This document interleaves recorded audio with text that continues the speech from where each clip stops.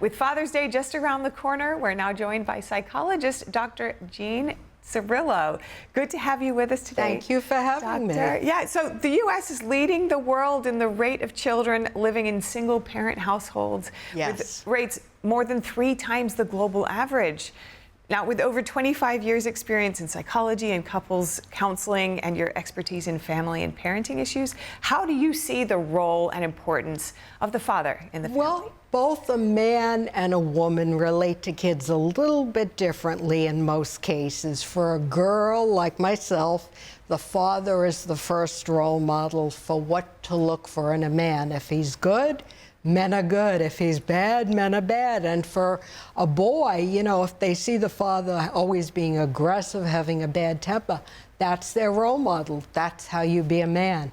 If they see the father being gentle and being a family man, that's their role model. Instrumental. And how do you think that compares to the role of a mother's love in the family? The mother's love can sometimes be a little bit smothering and intrusive, but at the same time, the mother is the first bond.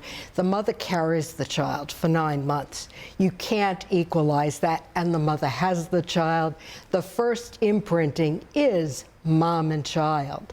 However, that doesn't mean that dad is not important or that you can survive with one parent, but you thrive with 2 parents better. There are statistics to support that, too, I believe.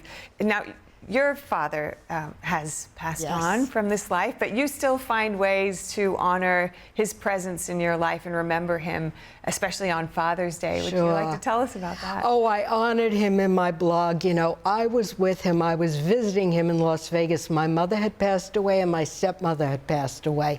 We were having lunch. I was about to go on a TV show. All of a sudden, he said, "Jean, I'm going to faint." And as soon as he fell on the floor, when I couldn't get him to stay in his chair, it's like I knew it was over.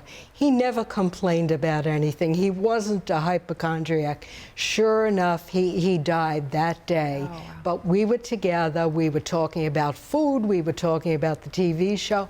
So he didn't suffer. His heart just slowed down and gradually stopped. Wow. It must be a beautiful thing to take that time to remember. So many of us at some point in our lives will have to say goodbye to our parents, and Father's Day is still an important day to remember them and their place in our lives. As you mentioned, it's a lifelong imprint, right? Sure is. How can children and families with absent or perhaps estranged fathers approach Father's Day in a healthy way? You can still see your father, hopefully, even if they're estranged from the mother.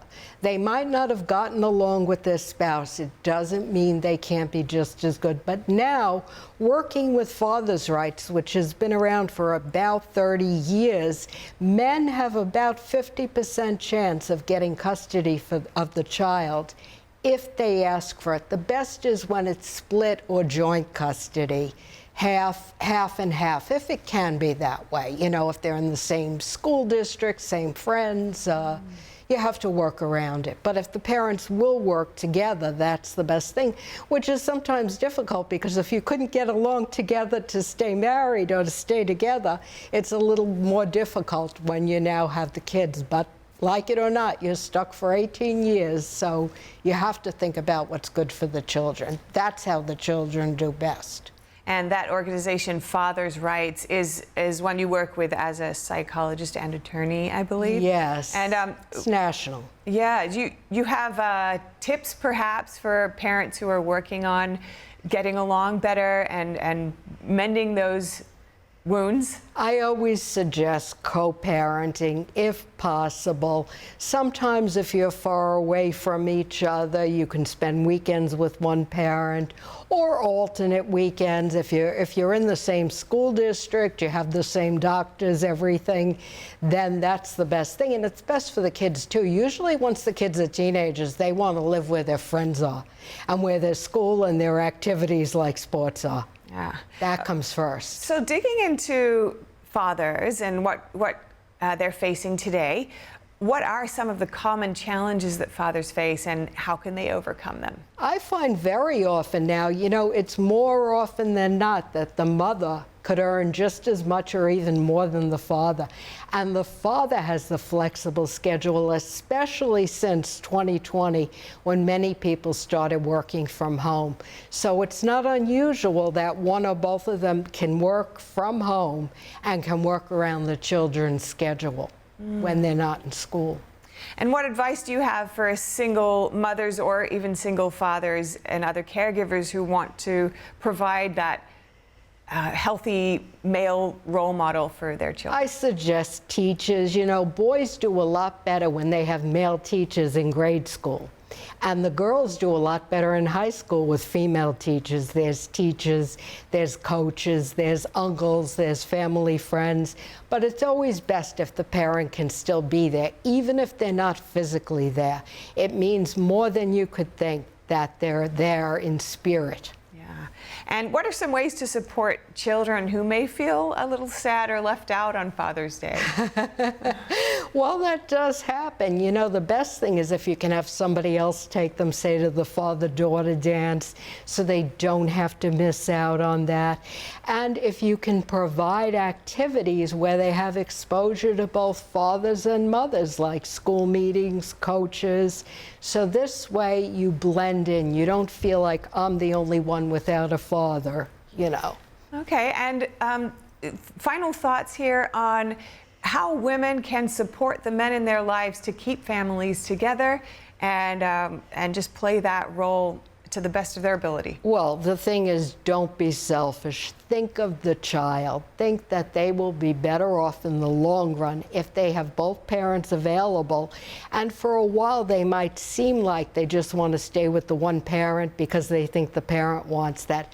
Later on, they will resent it if they don't have exposure to both. And we do have a few moments left. Advice for the men in this equation and how to, and sticking together. Be there. You know, just because you didn't get along with the woman who gave birth to your child doesn't mean that you can't be the good father.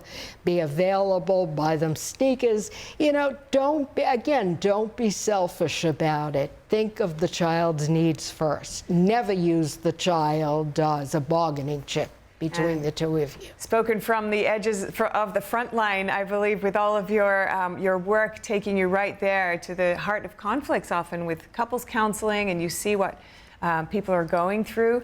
But often you do see transformations. I believe there are ways for people to heal and mend and come out of it better. And that's what life's all about, isn't it? This journey. So, co-parenting, co-counseling, family therapy. Yep. Final thoughts for, the future of families and. Well, I mean, I've kept my father alive. On Father's Day, it's important, but I have his hat as a captain of the fire department. Yeah. I have it sitting in my house. I have his stuff all around, beautiful. Pictures and everything. My stepbrothers are my link to Dad. Beautiful. So honoring the men in your life in all ways, having such a positive impact and continuing that on, carrying this message forward today. Thank you so much, Dr. Jean Cirillo. Thank you. Good to speak with you. All right, we've got to wrap up our show now, but be sure to stay tuned for NTD News Today at 10 a.m. Eastern Time coming right up. Thanks so much for watching. I'm Stephanie Cox. See you soon.